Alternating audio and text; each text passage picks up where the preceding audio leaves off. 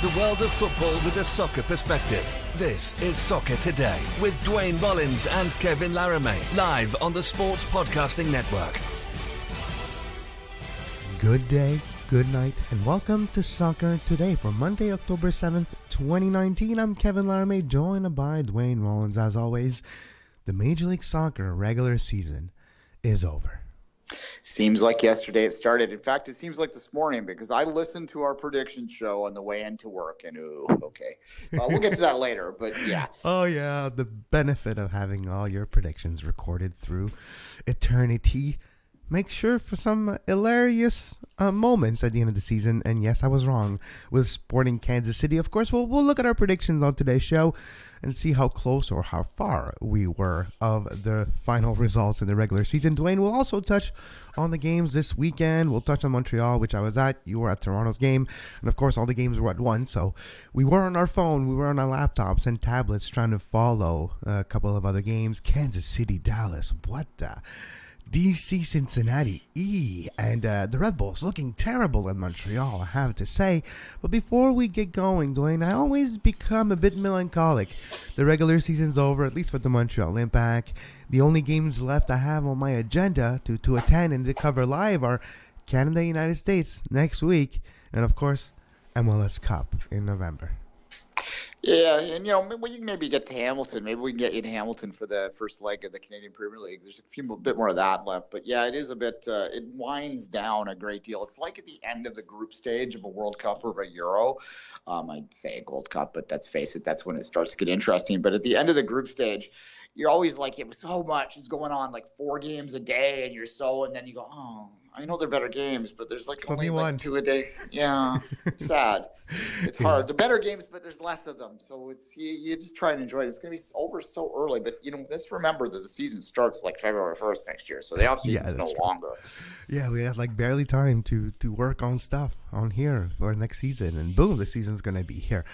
But I agree with you, Duane, and I'm going to use an example that I thought you were going to use. It's like when the second week of the Olympics starts, you're like, oh, yeah, geez, it's almost over. It's that feeling I have, I guess, this morning. Yeah, well, yeah. I was watching a lot of the Athletics World Track and Field Championship last week for 5 Rings, which you can listen to tomorrow probably. And on Friday I had a similar feeling. It's like, oh, the relays are on. Oh no, the relay, which Canada, what the heck happened?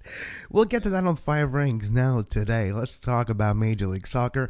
Let's talk about just the news coming out of Montreal yesterday, Duane. Of course, Nacho Piatti, the way he was subbed off in the 80-something minute, and he was carried by the players after the game on their shoulders in the center of the pitch. He was subbed off, big standing ovation, hugged to every single piece of staff close to a Montreal bench possible. Players running towards him when he was subbed off. It took like 5 minutes for him to be subbed off. This felt like a goodbye.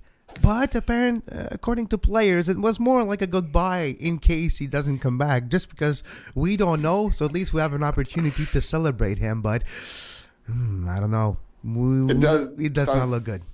Yeah, it does seem like maybe he's had some conversations with guys. You might want to say goodbye to me here. They say no. Yeah. They said no because we literally asked Samuel Piet, Orji Okonkwo, and Safir Taider, like, did he tell you something, guys? Do you know more than we do? And without missing a beat, not even a smirk or anything, like, no, we don't. We just want to make sure to tell him goodbye, if it is a goodbye, because he's so important to this team. So we'll see, but it did look like a goodbye for the number 10 talisman of the Montreal Impact.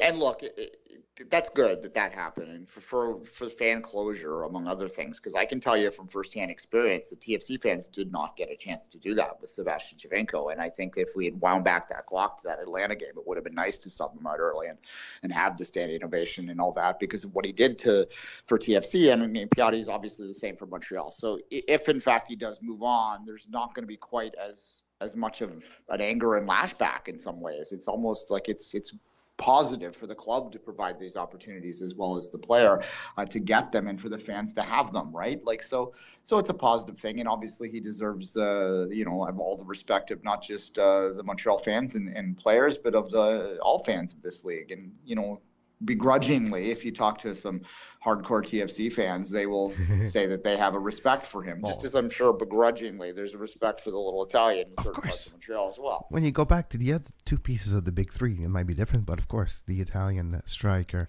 and midfielder did leave its mark in the Montreal Impact mindset too. But, talking about Nacho Piatti, one of the top 5 players in Major League Soccer over the last 5 years, and that's unarguable. Look at the stats, he's there. Look at the contribution, and look at the heart, the character, and the lack of drama regarding Nacho Piatti. There were some stories here and there, but it was never what we've seen across the league at some point. So Nacho Piatti, the best player in the history of the Montreal Impact, without a shadow of a doubt. We'll see what happens in the next few weeks already. The new technical director of the Montreal Impact, Olivier Renard, Duane, has met with the agent of Nacho Piatti last week, and also Samuel Piette, as you can read on sportspodcastingnetwork.com right now, pinned on top of the page. Samuel Piette keeping his options open for next year. He does have an option year, but you never know what can happen in football. The return to Europe is not ruled out, but it's not like he's actively seeking a move out either. His first goal is probably to come back with the Montreal Impact, but options open, doors not closed across the pond. Yeah, we'll deep dive into the Impact later on this week, as well as the Whitecaps and the non-MLS playoff teams around there. But real quickly right now, from an outside perspective like I have, obviously Impact fans want him to come back because he's such an important piece to that team and to that community. But from a Canadian national team perspective, I think that most Canadian national team fans are kind of like, well, if you don't go to Europe now, that might be it for him, right? So it's a big decision for him for sure. And I think most people would understand how hard that is. Just real quickly, you mentioned Piatti. You think there's no doubt that he's the best player ever? Like DeVio doesn't play a role anymore in your mind? It's Piatti all the way? Just because of the sample size is a lot bigger, right? Of course, Marco DeVio scored a ton of goals in a year and a half, 2 years and a half. Nacho Piatti has been here for 5 years. Since the CONCACAF Champions League. Through the ups, through the down, through Canadian Championships League, CONCACAF Champions League final, and Eastern Conference final. Let's not forget the 2016 playoff run of the Montreal Impact, their biggest accomplishment in league since joining Major League Soccer, and also the CONCACAF Champions League run. None of them happens without Nacho Piatti. So I guess fair enough. That's and why Drogba is not part of the equation here. Well, Drogba, of course, those were important players, right? They're important players in the history of this club that helped build to a point the club where it is right now. Maybe it's not the best places, but they did what they could. Nacho carried this club, so there's a little bit of a difference. Yeah, and look, I listen to, as I say a lot, I listen to a lot of outside media, and I can tell you very much that Piatti is very, very well respected across the league. There are a lot of people will suggest he is the most underrated and underappreciated MLS player, maybe of all time, because of where he plays. And that's something Montreal fans are very used to, right? I mean, you go back to the Expos days. This is a broken record in terms of Montreal players being unappreciated outside of their own market. It's true. You caught me almost mid-coffee swig. All right, let's continue and look at what happened this weekend, yesterday. In Major League Soccer, it was decision day, and a couple of decisions were taken already. We'll talk about Orlando's decision later in the show, Duane. They already decided to part ways with James Conner, and not really surprising, but we'll see if other situation happens today. FC Dallas 6, Sporting Kansas City 0. I have never seen a team managed by Peter Vermees quit the way Kansas City did yesterday. Yeah, it's a strange thing. I texted you in the middle of the game to say that something's going on in Kansas City that we don't know about. I don't think anything's going to top what we heard out of Vancouver in the exit interviews last year. But it's almost like there might be something going on in that room that is causing them to clearly check out, because there were a lot of high-scoring games yesterday amongst teams that, particularly in the dead rubbers. So they're just playing for fun, whereas Kansas City just were playing like they had. Probably had their phones out on the bench booking flights, right? Like that's what it seemed like. And you see that sometimes in sports, and it's usually a bad scene, and it's usually a sign that something has to change. Does that mean that Peter Vermees I should maybe give up the coaching reins and just focus on the TD side of things. He's been very successful in Major League Soccer, so it will be his choice to do that, but perhaps it wouldn't be the worst idea, or to give up the other side to focus on the coaching. I don't think you can do both anymore, and that's kind of the point. Or maybe even more. When we look at I think he's president of Kansas City, if I'm not mistaken, at the same time. So 3 hats for one person, in a time where jobs are becoming more specific in Major League Soccer. Front office, or more sporting jobs in front offices of Major League Soccer, are becoming more and more specific. Technical directors, and sporting directors are having more and more a focus on players. Managers are focusing a bit less on gathering players and on the recruitment / MLS rules side of things. And now you have assistant. If you're just looking at the Montreal Impact as an example, Vasily Kremanzis is already working hard with Olivier Renard to bring him up to speed to Major League Soccer. So you're talking about a lot more people doing the same jobs than back then, maybe when Peter Vermees took over all those jobs. Maybe it is time to even focus on one. And if I was Peter Vermees, which I'm not, and I don't think like him, so maybe I'm totally off on this, maybe I'm just keeping the presidency, and I'm trying to build an infrastructure to bring this club that was a glory of MLS 2.0 into MLS 3.0.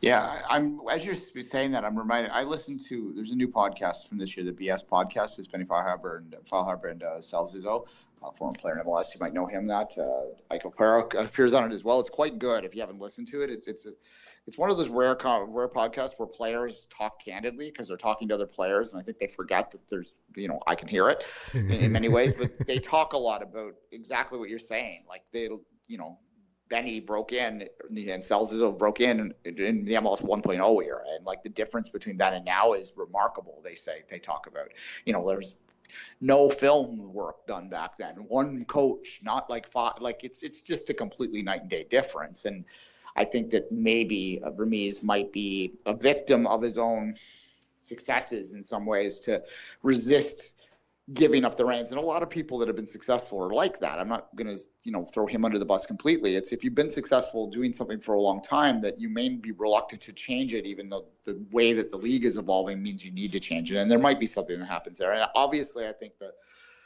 the player personnel at some level, you can't lose 6-0 professionally. And, they have professional pride, that they've got to be embarrassed by that. And I'm sure that there are some, just like the Whitecaps last year, there are some apples that are rotting on the tree that might need to be taken off to allow the tree to grow back up to its full potential again. Kansas City, Tottenham Hotspurs, same battle. Anyways, we'll talk about that tomorrow probably. But let's continue in our look in the results of the last day of the regular season in Major League Soccer, Decision Day. LAFC 3, Colorado 1. The dream is over for Robin Fraser and the Colorado Rapids, but the dream is golden for Carlos Vela and LAFC with 3 goals in yesterday's game and a tally of 34 goals this season. Carlos Vela becomes the record holder in regular season in Major League Soccer for the amount of goals scored by one player. He has 3 more goals by himself than FC Cincinnati has a whole team. Yeah, yeah. And the clearest MVP vote since 2015. I just give it to him now. Yep, give it to him. Never mind the vote. Just give him the damn trophy already. Landon, call up Carlos. Give him the trophy. Yeah, look, and LAFC too, they had really nothing other than a record, an arbitrary record to play for. And I mean, that does matter to a certain point, but ask in 5 years who holds the record for most points in a season, and most MLS fans will know, because it's not all that important basically in the way this league is structured. But nonetheless, they had a little pride, went out, played and beat quite comprehensively a very good, in the last half of the season, Colorado Rapids team that had everything to play for in their entire season. Now, it turns out that all the results went against them, so they weren't making it anyway. And probably that played a role too at the end when they would have known the out of towns. But it's, because it was done within 20 minutes for them, right? But nonetheless, it's an impressive performance for the team that is the comprehensive favorite to an MLS Cup, only having to win 3 wins at home. The only question you really have, and we'll get into the playoff preview more, is the layoff. That and who they're going to face in the semifinal, which we're going to talk about at the end of this show, because it could be their Achilles heel, Duane. Well, if they can, that team could get their ass in gear against anyone other than them. It's true. Anyways, let's continue. Portland 3, San Jose 1. The dream is over for the Earthquakes. Will Matias Almeida be back in San Jose? That's another question. Rumors bringing him to Monterrey. And Rayados, of course, the Rayados are the nicknames of the Monterrey Football Club. The rivals of Tigres San Jose. With a great beginning of the season. Yes, they lost in Montreal, but they were playing a great system, and eventually the league as a whole figured them out, and it crumbled, and the last month of the season was back to regular, I guess, back to regular scheduled programming for the San Jose Earthquakes, which means no playoffs. Yeah, this show was one of the first starting to pick up on that too. I'd like to tip our own hat there. We've been calling the Earthquakes as a rock rather than an airplane for the past 6 weeks or so. But nonetheless, it was a good improvement upon last year for sure. I like your analogy, Duane. Sorry, you're just rocking the airplane, because if you take a picture of a rock that's falling, you don't know if it's flying or falling. You have to look and zoom out and look at the entire picture. Be like, oh damn, they're not flying, they're falling. Exactly. In terms of the coaching situation, I don't know what to think about it. It has some validity. It makes sense in your mind, but at the same time, the Mexican press can have a tabloid aspect to it, and they're particularly dismissive of Major League Soccer. So I could just see some journalists looking to get some headlines making that up down there too, right? So we'll see. That's very true. I'm sure, yeah. Wouldn't it be easy to be surprised soccer? Either way. Yeah, sorry, we're talking over each other. Sorry. Wouldn't it be easy to be a soccer journalist in Mexico? First of all, just write whatever you damn want. No sources needed, and just print it and see where it goes. But yeah, we live in a different world. Orlando, Chicago. The last game in charge of James O'Connor for Orlando City, because he got fired earlier today by Orlando City, being a very Orlando City type of decision. Orlando 2, Chicago 5. Another team who quit on their team, on their fans, on their home game to finish the season. Orlando, eternal bottom dwellers in the Eastern Conference. Yeah, the comparison I've made consistently with Orlando City Soccer Club is Toronto Football Club in the early years for a long time now. This is not a new conversation. They do the same. They make the same mistakes TFC used to make back in the day, and that would even involve firing a coach. And the thing about this is, when you constantly have the reputation of flipping and changing and changing and changing and trying to fix things constantly, what happens is that defines everything, and it defines the entire structure, and it allows good people to not be successful in it. And it allows you also, you can't make a good decision either, right? Like maybe this guy needed to go, but the fact is they've let too many people go and let too many players go that even when they make the right decision, everyone's going to look at it and go, what are you doing? You don't know what you're doing, man. And that's what they are right now. The strong and very healthy mice usually leave the boat before the boat sinks, and they survive. Talented executives, talented players, talented workers for your club, if they don't see the club progressing in the right direction, like, yeah, I love this place, but gotta think about my future, gotta think about my own family and my own responsibilities in life. I'm leaving this boat, finding a place somewhere else. We've seen a lot of people leaving Orlando over the years. This will be their ex-coach in 4 years.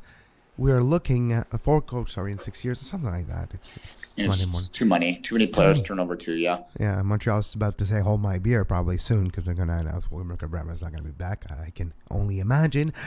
Orlando, Montreal, same battle. A little bit, I don't know, maybe. Kind of hurts my heart to say that, but I guess true. But let's continue, Duane. Let's not dwell on Orlando and Chicago, because we're not going to say we'll be digging into that deeper later this week. Yes. And we're not going to talk about them a lot this offseason. Vancouver 0, Real Salt Lake 1. Real Salt Lake all the way up to 3rd in the Eastern Conference, Duane. That's fascinating.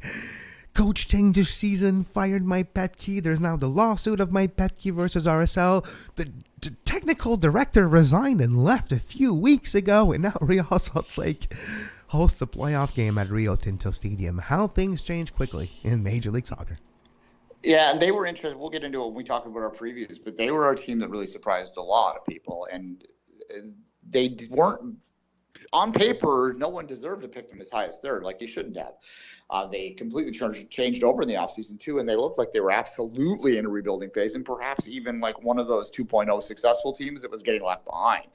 But they've proven that you can be successful even with the old models. Now, whether it's sustainable for multiple years, we'll find that out in multiple years. But right now, certainly in that West, which I don't think any team other than LAFC has really made a claim there. Maybe Seattle through consistency, but other than that, there's got to be no clear favorite for the two to be playing LAFC in that semifinal, in the final.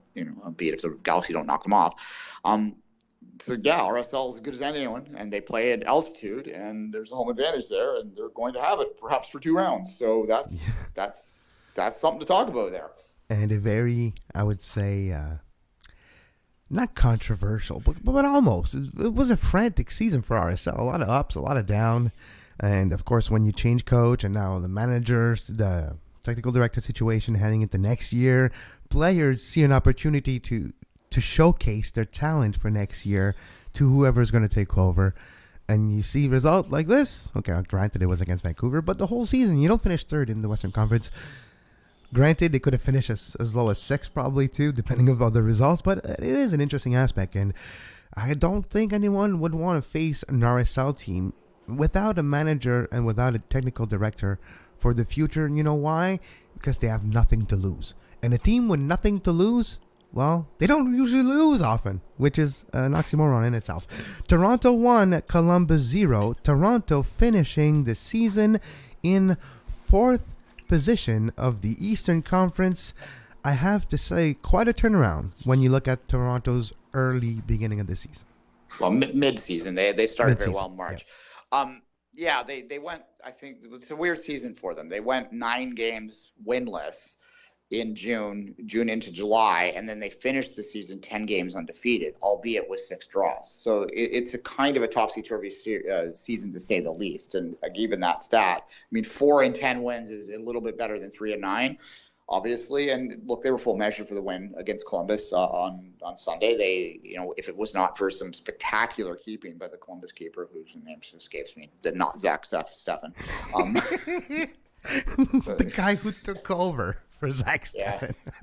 Forgive me, Columbus has not been relevant for a while this year, so I haven't really been paying attention. So forgive that discretion. I'm not in front of my computer right now, but he was very good. He made like this double save with Bradley within the 6th, and he got his arm up and stopped. And then there was a save late in the game too that was absolutely off the charts. I was right in front of it, so it was a very good performance by them. And Columbus had its moments, and Zardes could hit the back of a barn.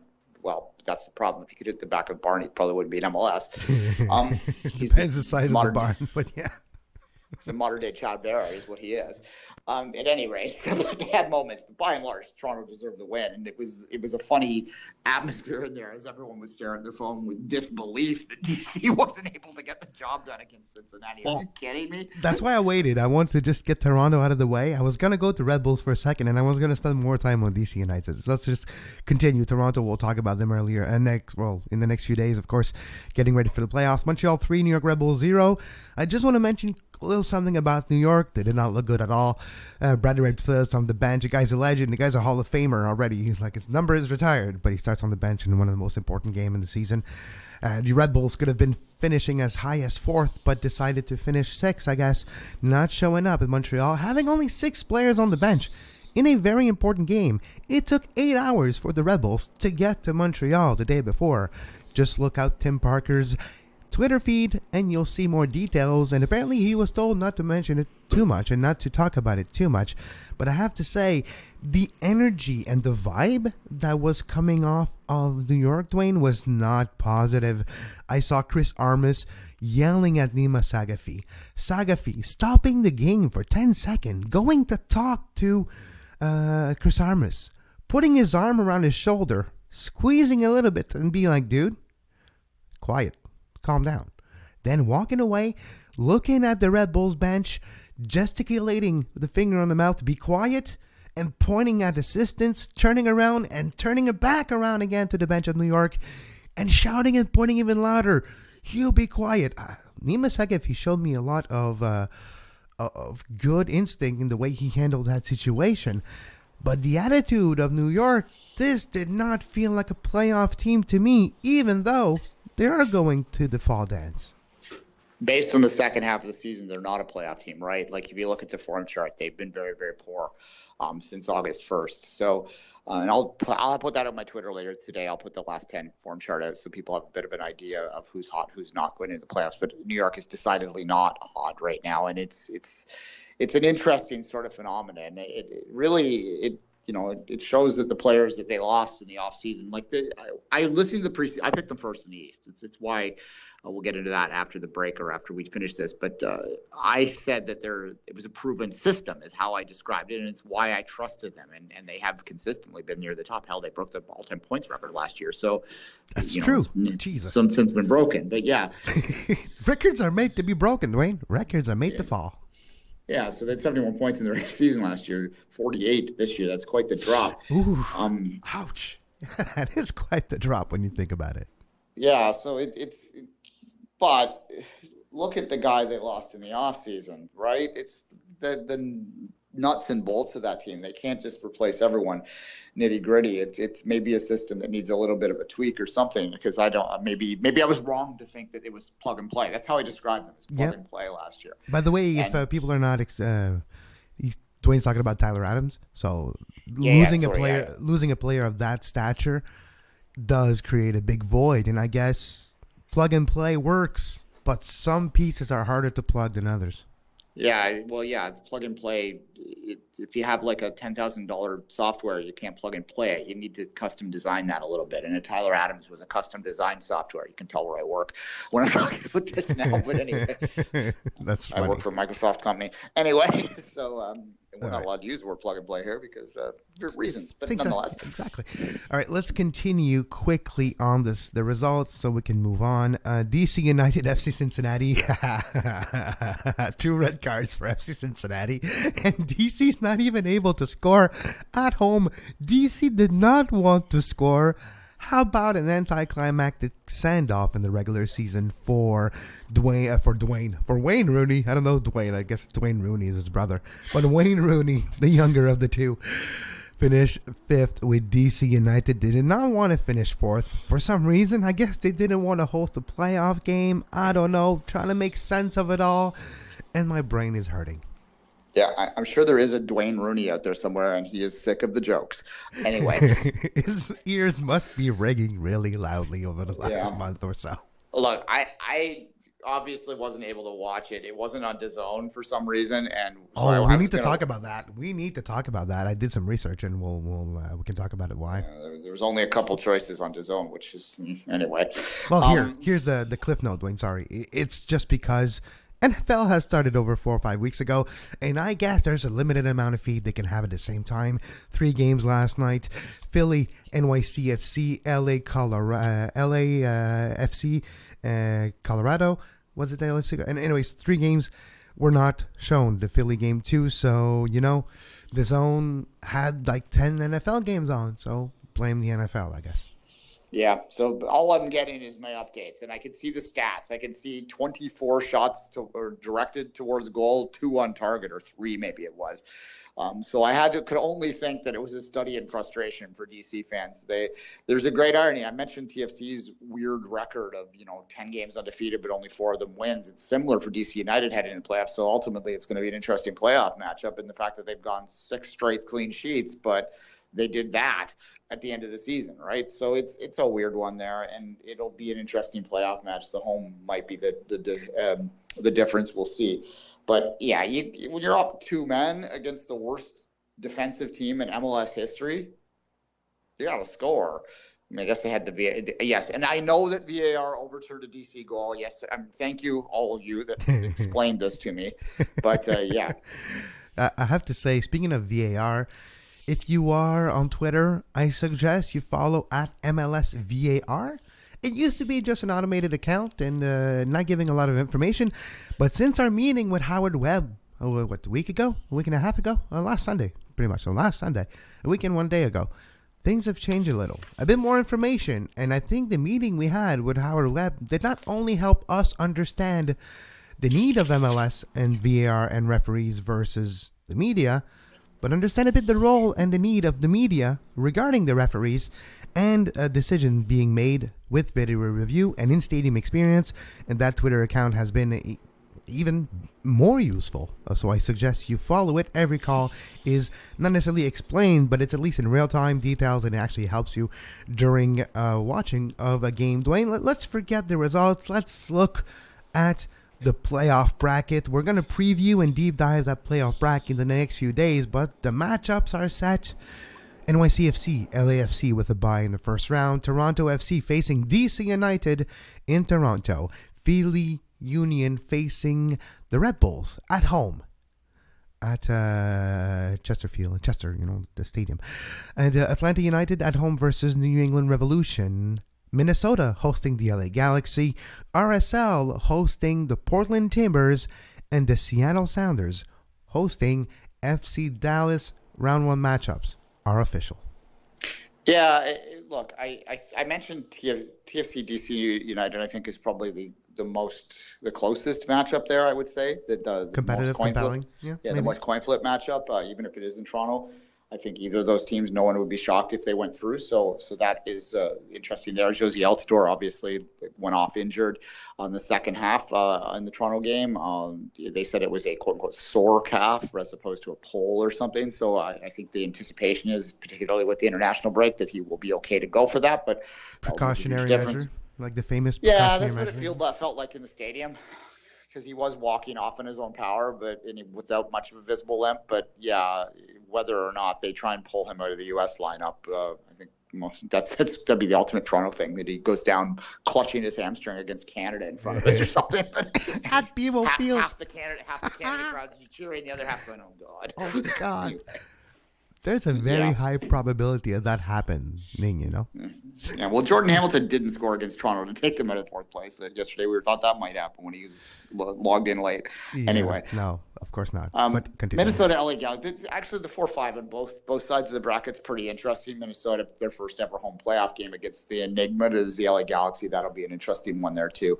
And, will Zlatan be able to – can he do it on a chilly night in Minneapolis, in a dome, or St. Paul? I guess it's in St. Paul, isn't it? But it's not a dome; it's outside. But yeah, that's interesting. Well, here I did send you earlier the rule for the yellow cards are out there too, and so it's if you get a yellow in the first or second game, they're going to be wiped out, so you don't get so you're not going to miss the final. The conference finals or the MLS Cup final. What could happen is if you get a red card in the round 1, you will miss the semifinals. If you get a red card in the conference, you'll miss the final. If you get one in the semifinal, yellow card accumulation will stop after the conference semifinals. But knowing Zlatan, knowing how chippy it could be in the playoffs sometimes, and if I'm Minnesota. Oh, what Minnesota? Minnesota. Yeah. If I'm Minnesota. And speaking of sick of the jokes. Especially Darwin Quintero, I'm living in Zlatan's shorts. I'm trying to step on his toes a la Michael Petrasso so that he slaps me and gets a red card. I'm doing all I can to get into the head of Zlatan in that round 1 game. Oh, 100%. Zlatan, although with Zlatan, you don't know whether that's going to egg him forward to high levels either. Who knows? He's gonna score 5 on you after you trip him or something. It really depends on how, whether he wakes up in a good mood. Honestly, the Galaxy could win MLS Cup. They really could. They also could lose 3-0 in Minnesota. It's who knows? I can see both happening, and I can see both because of Zlatan. I can see Zlatan scoring 5 goals in a game and carrying them over to MLS Cup final, and I can see Zlatan getting a red card 10 minutes in against Minnesota. I can see both happen. God! By finishing 5th, Zlatan is Dennis Rodman. Zlatan is the Dennis Rodman of Major League Soccer. Yeah, well, there's no Jordan on the team, though, unfortunately, for Dennis Rodman in this particular case. Look, I think that, honestly, the Galaxy needed 4th for them to really be an MLS Cup contending team, because playing that first, they're probably going to have to play 2 road games. Well, they definitely the second game, because by virtue of being in the 4-5, your second round game's on the road. You can't, there's no way, because they don't reseed. God knows why, but they don't. So that means that for sure you're playing the team in the bye in the second round. Now, in Toronto's case, they kind of like that because they have NYCFC's number. But in LA's case, they kind of like that too because they have the LAFC's number. But what it does mean is you're going to have to play on the road. For the Galaxy, not as big of a deal.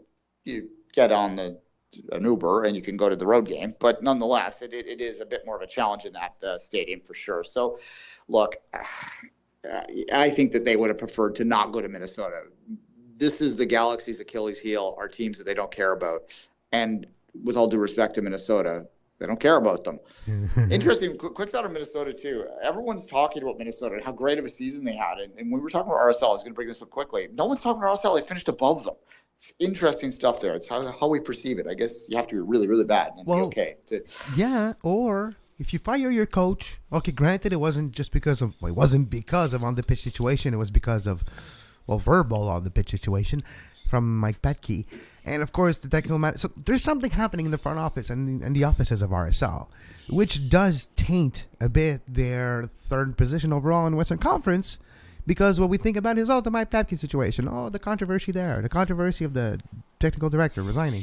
So that's what stays in our mind. But you're right. They did finish third in the Western Conference. And I guess we have to pay more attention to it. Speaking of paying more attention, let's finish the show by quickly looking at our predictions at the beginning of the season. How did we do? And how did you calculate how we did?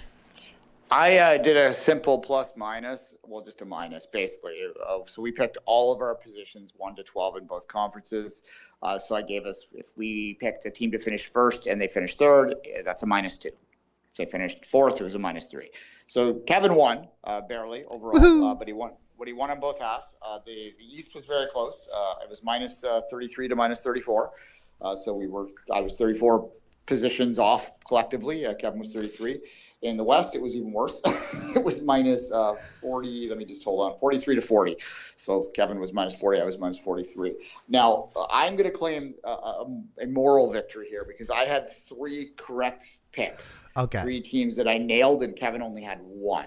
But I guess so. Every other one you had it wrong by more than. Yeah, I had worse picks. We both had 2 really bad picks, but we shared them. Kansas City winning overall for me in the Western Conference. Yeah, that was not a good pick. And I had them second, so I only gained 1 point on Kevin with that one. We both had NYCFC. We both had them 9th, and it looked good for a while. Yeah, well, for a while we were right, but I guess for a while stopped a while ago. Yeah, so the biggest difference, I think, between you and I was you had Houston 10th and I had them 6th. So that was a significant swing there. And then what else in the East? It was kind of just never trust Houston. In Major League Soccer, don't trust Houston. And now, starting this year, don't trust Kansas City. I'm never picking Sporting to win Major League Soccer ever again. It's been 4 seasons straight. Only been trouble for me. Sporting Kansas City, you're done. Yeah, so basically what Kevin is saying in his book, the Kansas City MLS Cup parade next year. The difference in the East was we were tied going into the very final position. You had Cincinnati second last. I had them third last. Neither one of us picked them last. Anyway, but the picks that I got nailed, we both got Dallas exactly in 7th. So we both thought Dallas was going to be the final playoff team in the West. I nailed the Galaxy at 5th. And I picked LAFC was my Shield winner pick and my MLS Cup pick as well as first in the West. So I did pick LAFC to have the season. They had Kevin picked them third, so they were very good. But that's it. Kevin's my worst probably pick overall. I'm just trying to think here how to say what Houston. I was kind of just a little bit off a lot. Yeah. Kevin did have one interesting conversation. You thought Remy Gard was going to be the coach of the year? Yeah. Was I drunk when I did my predictions? I don't know. But Duane, okay, my rationale was look at the Montreal Impact's last third of the season last year. They were the best team in Major League Soccer. So I was like, okay, they turned a corner and they're going to continue in that. Oh, wait, it's Montreal. It's not going to progress. It's not going to continue. He got fired 2/3 of the season through. So here we go. Yeah, there you go. You go back and listen. It was on March 1st. It was when it was, and you could still find it out there quite easily. Just scale back on our Twitter feed. You can go and listen to the show yourself if you just want. Go to sportspodcastnetwork.com. You actually have a search tab in the bottom now that I've created a couple of days ago. Just write Soccer Today, March 1st. It's going to be the first result showing. So there you go. Yeah. I picked my best pick. I'll give you my best pick. Well, ended up positive. Was that I picked Philly third. Or Philly second, pardon me. I picked them second, third, so I didn't get them perfect, but I did anticipate that they would be one of the better teams this year in the East. And so I was one of the few people doing that, and it was largely based on me listening to other insiders. We had Jonathan Tannenwald on the show the day before, and he was pretty high on the Union as well. So yeah, that pick I'm going to claim as my positive, and forget the minus 44 I had otherwise. It's actually minus 70 something when you do it collectively. Yeah, but at the end of the day, I won, you lost, I'm the expert, and you're not far behind. Yeah, there you go. There you go. And we have minus a lot, so we're not right a lot. We were more wrong than right, but I guess that's what predictions are there for. Yeah, if I could predict it well, I'd have more money in my gambling account than I do. That's very true. On that note, we need to go make that money to put on the gambling account in the next few minutes. So on that note, you can follow Duane on social media at 24th Minute, myself at Kev Laramee, and this show at Soccer Today SPN. We'll be back tomorrow with another edition of the World of Football with a soccer perspective. MLS Cup playoffs are upon us. Across the pond, Tuesdays are for Europe. And of course, you can always find our shows in the archives on sportspodcastnetwork.com. Support us and get access to the Two Solid Dudes Soccer podcast. For now, more extra bonus shows coming to our SPN Premium feed in the next few weeks. Looking out for new tiers as well, $2, $5. You'll see more things happening in articles as well now on Sports Podcast Network. But until tomorrow, as always, have a great soccer. You can find the podcast version of all the shows we do on iTunes, Apple Podcast, Google Play Store, TuneIn Radio, iHeartRadio, and anywhere you get your podcast.